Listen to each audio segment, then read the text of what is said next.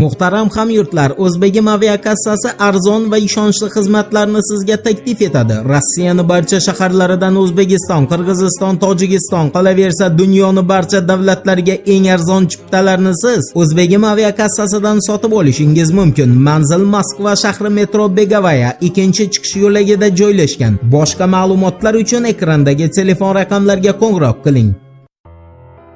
Assalomu alaykum qadrdon muxlis. Siz bilan siz bilgan va kutgan kanal Turfa olam. Roligimizni eng og'riqli nuqtasidan boshlaymiz. 21 yanvar kuni Shvetsiyaning Stokgolm shahrida joylashgan Turkiya elchixonasining oldida Shvetsiyadagi Stramkurs partiyasining lideri Rasmus Paludan muqaddas Qur'oni Karimni, to'g'rirog'i uning nusxasini yoqdi va bu iblisona harakatni amalga oshirayotib, maxluq sifat Rasmus Paludan o'z harakatini, agar uni shunday atash mumkin bo'lsa albatta, sababini izohladi. Unga ko'ra nima emish? Rasmus Paludan butun musulmon olamini muqaddas kitobi sanalmish Qur'oni Karimni yoqish orqali Turkiyani Shvetsiyani NATO tarkibiga kirishga to'sqinlik qilayotgani uchun noroziligini bildirgan emish. Rasmus Paludanning bu harakati shu joyda urg'u bergan holda eslatamiz. Shvetsiya hukumat tomonidan nazorat qilinib, iblis qazigan quduqdan suv ichgan Rasmus Paludan Qur'oni Karimni yoqayotganda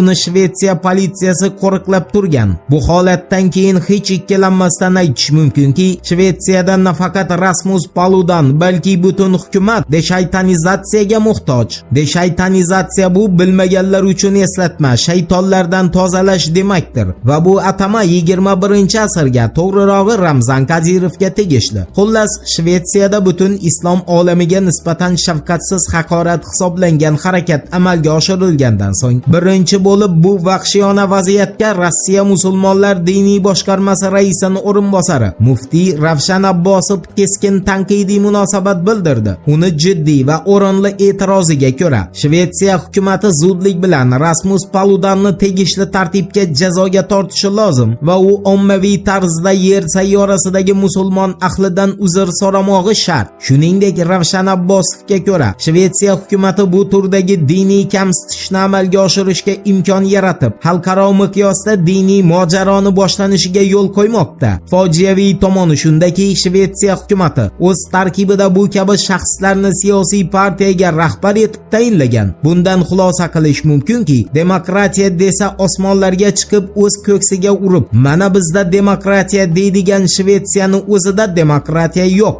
va demokratiya to'g'risidagi qonunlarni hech biri u yoki bu dinni kamsitilishiga, uni haqorat qilinishiga yo'l qo'ymaydi. Shvetsiya o'zini bu harakati bilan Rossiya musulmonlar diniy boshqarmasi raisining o'rinbosari muftiy Ravshan Abbosovni bildirishiga ko'ra, islamofobiya in qurgan davlat ekanini to'liq isbotladi. Endi Rasmus Paludanni islom olamiga nisbatan amalga oshirgan haqoratli harakatiga Ramzan Qodirovning munosabatini eshitamiz. Qodirovning o'zini Telegram kanalida yozishiga ko'ra, Rasmus Paludan bunday ishni ilgari ham bir necha bor qilgan, biroq har safar Shvetsiya hukumatı uni bu qilmishini oqlab, Rasmusga o'zini iblislarcha faoliyatini davom ettirishga ruxsat bergan va tabiiyki Qodirovga ko'ra bu safar ham Paludanga Shvetsiya hukumatı hech qanday chora qo'llamaydi. Ramzan Qodirovning xotimali va o'ntalik nuqtaga yetib boradigan gapiga ko'ra, endi Yevropa jahannamda yonishi aniq. Boisi Ukrainadan keyin deshaytanizatsiya jarayoni endi Shvetsiyada amalga oshirilishi mumkin va Shvetsiya Rasmus Paludanga o'xshaydiganlardan boshdan oyoq tozalanishi shart.